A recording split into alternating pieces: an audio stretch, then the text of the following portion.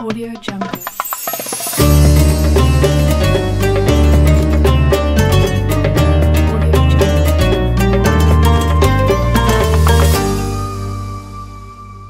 Assalamualaikum warahmatullahi wabarakatuh.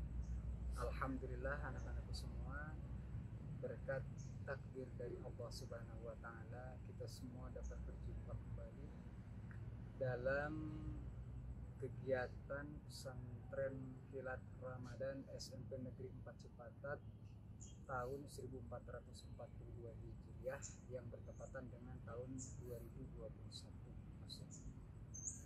Pada kesempatan ini Bapak akan melanjutkan materi yang minggu kemarin atau pada pertemuan pertama Bapak sudah sampaikan tentang pembatalan puasa. Pada kesempatan ini kita akan coba membahas tentang jenis-jenis puasa. Bagaimana hukumnya kalau ada orang yang tidak berpuasa? Apakah dia haram? Apakah dia itu sunnah atau sebagainya? Di sini kita akan bahas jenis-jenis daripada berbuka tersebut. Di aqsamil iftar fi Ramadan wa ahkamihi. Buka dalam puasa Ramadan itu ada empat. Jadi kalau ada orang ketika di bulan Ramadan mereka tidak berpuasa, mereka malah makan, kita jangan langsung menuduh, kita jangan langsung suudzon kepada mereka. Bisa jadi mereka makan itu justru wajib bagi mereka. Kalau mereka berpuasa maka malah jadi haram. Buka puasa itu ada berapa macam sih? Di dalam kitab-kitab fikih dikatakan bahwa al-iftar fi Ramadan, berbuka puasa di dalam Ramadan itu ada 4 jenis. Yang pertama al-iftar wajibun. Yang pertama adalah berbuka puasa yang hukumnya wajib. Kalau orang tersebut berpuasa justru terkena kepada haram atau dosa. Siapa yang wajib berbuka ketika Ramadan? Ramadan tiba, kok orang ini malah wajib untuk berbuka. Kalau dia meneruskan puasa malah jadi haram, malah kena siksa. Siapa dia? Yang pertama adalah perempuan haid. Perempuan yang haid, perempuan yang nifas. Nifasnya itu baik melahirkan bayi atau melahirkan segumpal darah ataupun melahirkan segumpal daging, maka wanita tersebut wajib buka puasanya. Misalkan ibu Anda, ibu kita sedang melaksanakan Ramadan, jam 10 siang ada tamu merah atau dalam bahasa agamanya disebut dengan haid. Nah, bagaimana ibu kita? Apa yang harus dilakukan oleh ibu kita yang kedatangan haid tadi? Maka wajib hukumnya untuk segera berbuka. Bagaimana kalau terus melaksanakan puasa? Maka jatuhnya haram. Yang kedua, hukum buka puasa yang kedua adalah jaiz atau boleh. Bagi siapa? Bagi orang yang sedang melakukan perjalanan. Dengan catatan nanti ada aturan-aturannya perjalanan tersebut. Misalkan Ahmad jam 4 dia berangkat subuh, sebelum subuh dia berangkat naik kendaraan untuk melakukan perjalanan menuju daerah Jakarta. Setibanya di puncak dia merasa kurang enak badan, tidak kuat, tidak lapar atau haus, maka boleh hukumnya bagi Ahmad untuk mengambil rukhsah. Apa itu rukhsah? Rukhsah itu artinya keringanan syara atau keringanan yang diberikan oleh Allah. Maka Ahmad boleh berbuka puasa. Jadi hukum berbuka puasa bagi Ahmad adalah jaiz atau boleh. Sebabnya karena sedang melakukan perjalanan. Ya. Siapa lagi yang diperbolehkan berbuka ketika puasa Ramadan? Yang kedua adalah orang yang sedang sakit. Orang yang sakit ketika dia berpuasa, dia punya prasangka, dia punya firasat bahwa kalau diteruskan puasanya akan menyebabkan tambah parahnya terhadap penyakitnya tersebut. Maka hukum buka bagi orang tersebut adalah jaiz atau boleh. Jadi di dalam hukum bolehnya berpuasa bagi orang yang sakit nanti ada 3. Yang pertama, boleh siapa yang sakit boleh berbuka. Siapa orangnya? yaitu orang yang punya sangka, orang yang punya firasat bahwa dengan adanya sakit tersebut akan bertambah parah kondisi badannya, maka hukumnya boleh bagi orang tersebut untuk berbuka puasa. Yang kedua, apabila orang yang sedang berpuasa terus dia meyakini ya, dengan adanya informasi dari dokter, Bapak, Ibu, apabila Bapak Ibu lanjutkan puasanya, maka saya khawatir Ibu Bapak akan parah sakitnya atau bahkan akan mengganggu kepada berjalannya fungsi organ tubuh atau bahkan akan menimbulkan kematian, maka hukum puasanya di situ, hukum berbuka puasanya adalah wajib. Bagaimana kalau dia terus melanjutkan puasa? Maka puasanya haram. Haram hukumnya puasa bagi orang yang sakit.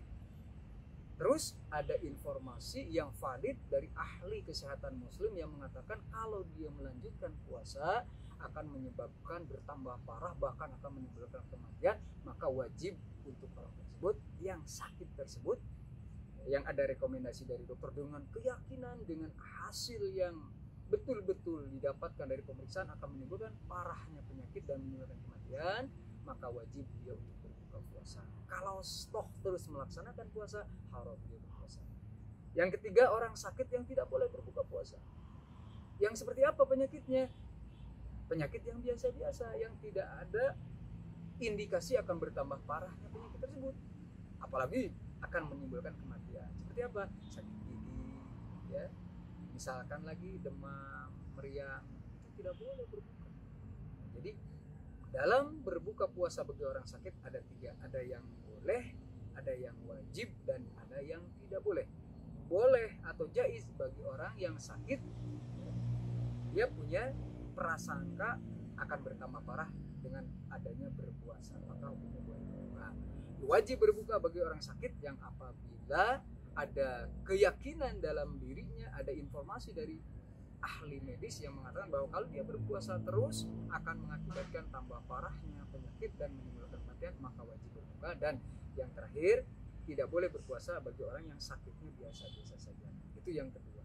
Yang ketiga, dalam berpuasa itu ada hukumnya berbuka, itu adalah yang ketiga setelah tadi, yang kedua iftar jaiz, yang ketiganya adalah iftar yang wajib, yang bukan wajib, bukan jaiz juga bukan haram, tidak wajib, tidak jaiz, dan tidak haram, dan juga tidak makruh.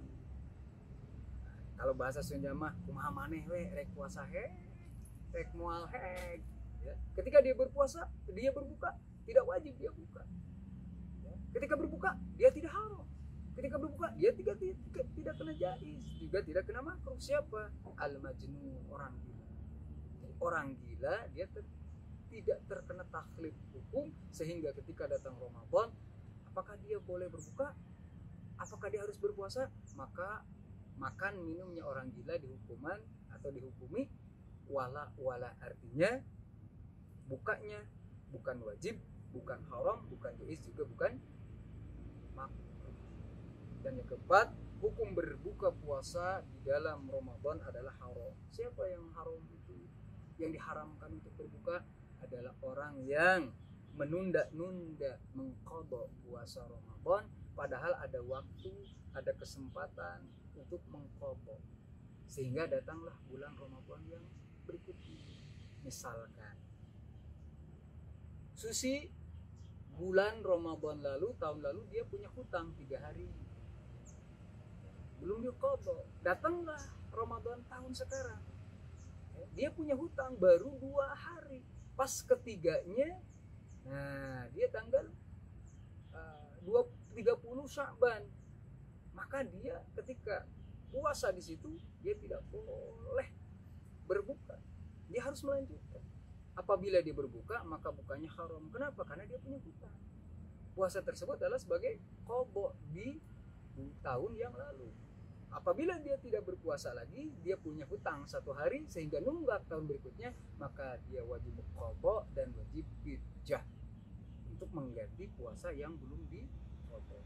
Anak-anakku semua yang Bapak cintai, yang Bapak banggakan, itu adalah jenis-jenis berbuka puasa di dalam Ramadan. Berikutnya, bagaimana hukumnya kalau misalkan kita berbuka puasa?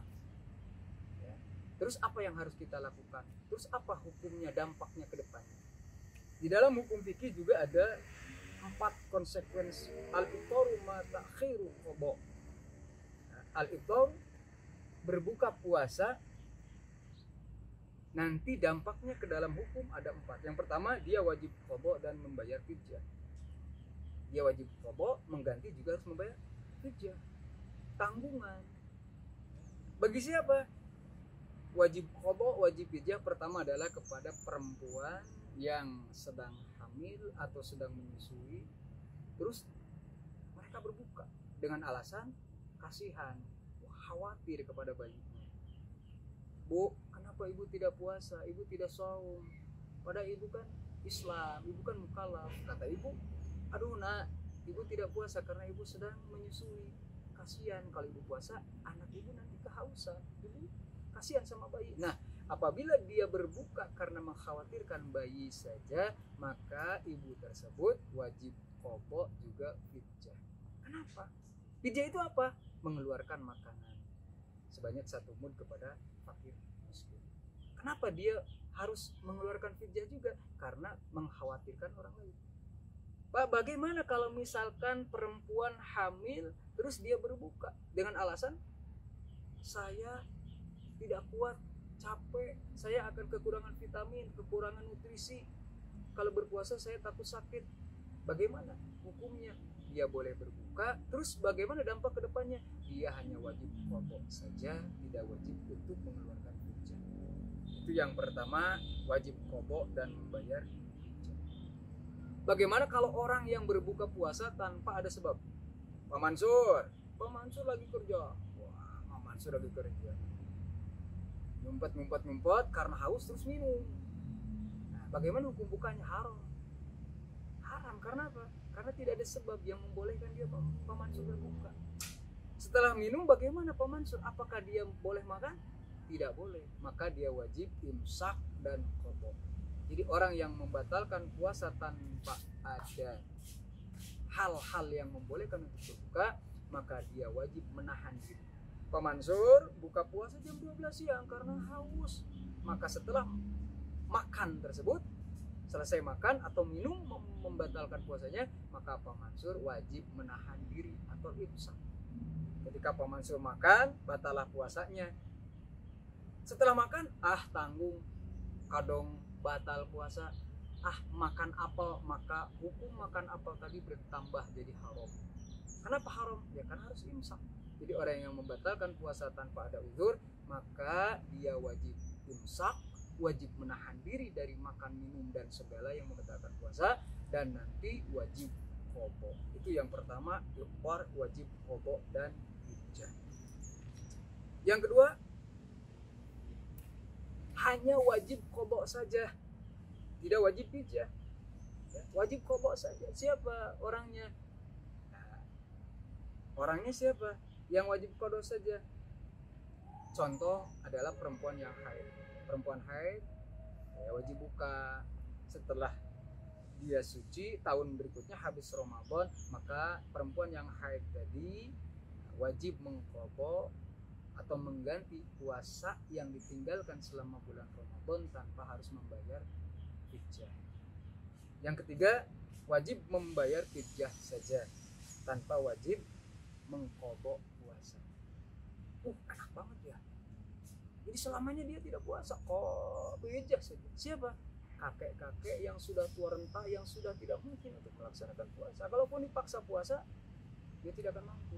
Maka kakek-kakek tadi yang sudah tua renta, syekhun kabir kalau dalam bahasa agamanya, dia hanya wajib membayar fidyah saja sehari 1 mud. Berarti kalau 30 hari puasa Ramadan, 30 mud.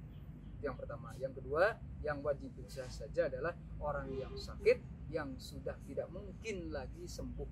Orang sakit yang sudah tidak diharapkan lagi kesembuhannya. Orang yang sudah sakit, kata dokter ini udah nggak ada lagi lah, nggak bakal sembuh lagi nih mah. Maka orang tersebut tidak wajib puasa, dia hanya membayar fidyah saja. Kenapa tidak wajib puasa? Ya karena kalaupun puasa dia batal lagi. Kenapa? Tidak akan kuat. Karena penyakitnya sudah tidak mungkin sembuh. Dan yang terakhir, buka puasa yang tidak mewajibkan qadha puasa dan tidak juga mewajibkan bayar fidyah. Siapa? Tidak puasa, dia berbuka, tapi tidak wajib qadha, tidak wajib mengganti, ya, juga tidak wajib fidyah. Siapa? Orang gila. Orang gila. Ketika mengalami ketika dia puasa terus mengalami gangguan kejiwaan tanpa ada sengaja, hilanglah kesadarannya. Misalkan Pak Mansur, ini ada cewek ini cakep banget, wah Pak Mansur senang lagi puasa, ya, terus akhirnya dipikir seneng, dia mengucapkan kata aku suka padamu, ditolak, akhirnya pusing juga, akhirnya hilang kesadaran, gila. Nah, ketika gila tersebut batal puasanya. Ketika sadar dia tidak wajib qadha, tidak wajib fidyah. Ya, jadi hukum tidak wajib qadha, tidak wajib fidyah berlaku pada orang yang batal puasa karena kehilangan kesadaran diakibatkan kehilangan akalnya yang tidak disengaja. Itu ya. Jadi kesimpulannya, hukum ya, berbuka puasa itu ada 4. 1, hukumnya wajib. Yang kedua, hukumnya haram. Yang ketiga, hukumnya boleh. Dan yang ketiga, la wala, tidak wajib, tidak haram, tidak sunnah, juga tidak makruh. Nah, itu. Dan yang terakhir, kesimpulan terakhir, konsekuensi dari berbuka tadi juga ada 4. 1, pertama, wajib qadha dan fidyah. Yang kedua, apabila berbuka konsekuensinya yang kedua hanya wajib qadha saja. Yang ketiga hanya wajib fidyah saja. Dan yang keempat tidak wajib qadha juga tidak wajib fidyah. Nah, itu mungkin anak-anakku sekalian yang Bapak cintai, yang Bapak banggakan, yang dapat Bapak sampaikan untuk pertemuan terakhir pada kegiatan Sanlat Ramadan SMP Negeri 4 Cipatat. Bapak ucapkan selamat menjalankan ibadah puasa Ramadan. Mudah-mudahan ibadah kita semua diterima Allah Subhanahu wa taala. Jangan lupa kita selalu taqarrub kepada Allah, kita mendekatkan diri kepada Allah dengan berbagai macam amalan ibadah. Di antaranya kita melaksanakan qiyamul lail, kita tadarus Al-Qur'an, kita berbuat baik kepada sesama manusia, terutama kepada ibu dan bapak kita semua, yang tujuannya mudah-mudahan kita semua mendapatkan ridho Allah Subhanahu wa taala. Anak-anakku semua, di akhir pembicaraan ini Bapak sangat berharap sekali semoga dengan adanya kegiatan Ramadan, Sanlat Ramadan ini dapat menempa, dapat menjadikan kalian lebih lagi manusia-manusia yang berakhlak mulia, manusia-manusia yang berilmu dan manusia yang bertakwa. Kami ucapkan terima kasih yang sebesar-besarnya kepada seluruh jajaran pengurus SMP Negeri 4 Cipatat, Bapak Ibu guru SMP Negeri 4 Cipatat, juga Bapak Ibu staf tata usaha, juga seluruh warga SMP Negeri 4 Cipatat yang telah mendukung terlaksananya kegiatan ini berjalan dengan baik dan lancar. Itu saja yang dapat Bapak sampaikan. Akhirul kalam. Assalamualaikum warahmatullahi wabarakatuh. Audio